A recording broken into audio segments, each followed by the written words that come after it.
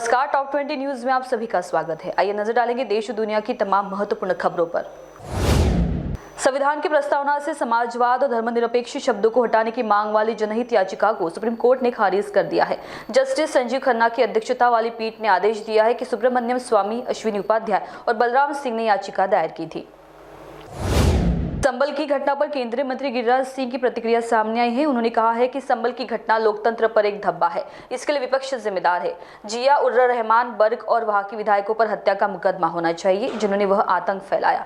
ये लोग ऐसा कर रहे हैं जैसा बंटवारे के बाद पाकिस्तान और फिर बांग्लादेश में हुआ। भारत की पहचान खतरे में है। उत्तर प्रदेश के नगीना से लोकसभा सांसद चंद्रशेखर आजाद ने कहा है कि संबल दंगे की जांच सुप्रीम कोर्ट से होनी चाहिए। उन्होंने कहा कि मैंने संसद में संबल के मुद्दे को उठाया, सदन स्थगित हो गई, लेकिन इस मुद्दे को हम फिर उठाएंगे। मैं संबल जा रहा हूं, वहां पीड़ित परिवारों से मिलूंगा। संबल में हिंसा को लेकर समाजवादी पार्टी के स्थानीय सांसद जिया उर रहमान और विधायक नवाब इकबाल महमूद के बेटे सुहेल इकबाल के खिलाफ साजिश का मुकदमा दर्ज किया गया है। कुछ वीडियो पोस्ट भी दंगा भड़काने को लेकर पुलिस के हाथ लगे हैं। सुनियोजित साजिश, दंगा भड़काने और भीड़ इकट्ठा करने के आरोप में मामला दर्ज किया गया है। सुप्रीम कोर्ट ने ग्रेटर हैदराबाद नगर निगम सीमा में हाउसिंग सोसाइटी की भूमि आवंटन को रद्द कर दिया। सीजेआई संजीव खन्ना की अध्यक्षता वाली पीठ ने फैसला सुनाया है। यूपी के संबल में हुए पथराव की घटना पर उत्तर प्रदेश के उप मुख्यमंत्री ब्रजेश पाठक ने कहा कि कोर्ट के आदेश पर वहां सर्वे कराया जा रहा था। जो भी घटना हुई है वह बहुत दुखद है। घटना की जांच कराई जाएगी। महाराष्ट्र कांग्रेस अध्यक्ष नाना पटोले ने पार्टी आला कमान को इस्तीफे की पेशकश की है। विधानसभा चुनाव में बुरी हार के बाद नाना ने अपना इस्तीफा भेजा है। हालांकि अभी कांग्रेस आला कमान ने इस्तीफा मंजूर नहीं किया है। ये जानकारी सूत्रों के हवाले से सामने आई है। लोकसभा में नेता विपक्ष और कांग्रेस सांसद राहुल गांधी की नागरिकता मामले में आज हाईकोर्ट की लखनऊ बेंच में सुनवाई होगी। कोर्ट ने केंद्र सरकार को मामले में अपना जवाब दाखिल करने के लिए आज तक का समय दिया था। केंद्रीय गृह मंत्रालय ने पिछली सुनवाई के दौरान समय की मांग की थी। कोर्ट ने 25 नवंबर को सुनवाई की तारीख तय की थी। जनहित याचिका पर मामले की सुनवाई हो रही है। कांग्रेस के लोकसभा सांसद आज सुबह 10:30 बजे कांग्रेस संसदीय दल कार्यालय में बैठक करने वाले थे, जिसमें सदन की रणनीति तैयार की जाने वाली थी। मुंबई से सटे नाला सुपारा में नगर निगम के डिपो में आग लग गई। इस दौरान 6 बसें जलकर राख हो गई। घटना के बाद नगर निगम के अधिकारियों का कहना था कि जिन बस में आग लगी वो पुरानी थी, स्क्रैप की बसें थी। आगजनी की घटना की वजह स्पष्ट नहीं है, लेकिन जब तक आग को कंट्रोल किया गया तब तक कुछ 6 बसें जलकर खाक हो गई।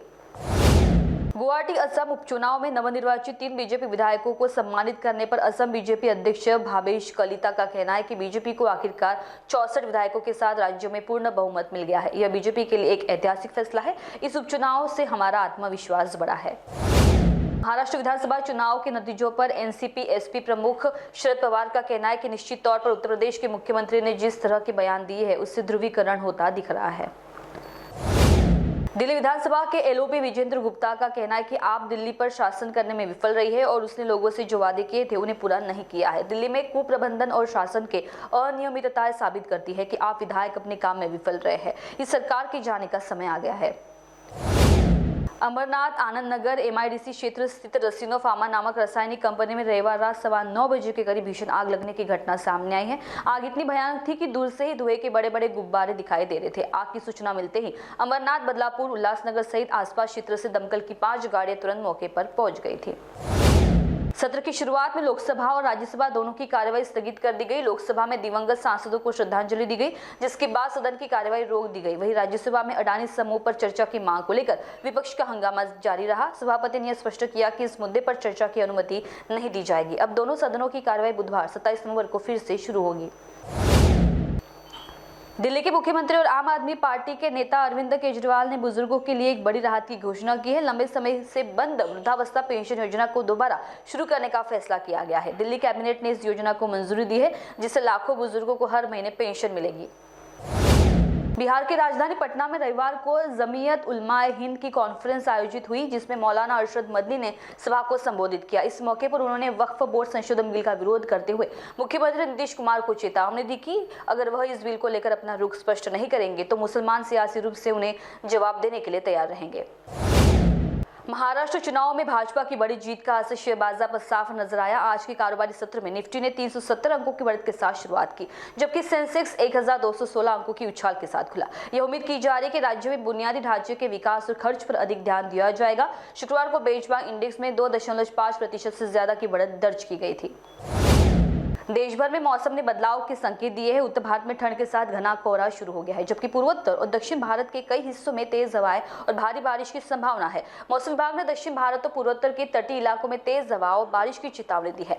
बंगाल की खाड़ी और आसपास के क्षेत्रों में हवाओं की रफ्तार 70 से 75 किलोमीटर प्रति घंटे तक जा सकती है। तमिलनाडु, पुडुचेरी और आंध्र प्रदेश के तटीय इलाकों में 25 से 29 नवंबर तक भारी बारिश की संभावना जताई गई है। महाराष्ट्र के कांग्रेस अध्यक्ष नाना पटोले ने अपने इस्तीफे से इनकार कर दिया है। दरअसल सियासी गलियारों में चर्चा थी कि नाना पटोले ने चुनाव हारने के बाद कांग्रेस अध्यक्ष पद से इस्तीफा दे दिया है। आप देख रहे थे टॉप 20 न्यूज। अभी के लिए बस इतना ही। आगे की खबरों को जानने के लिए देखते रहिए महान्यूज 7। धन्यवाद।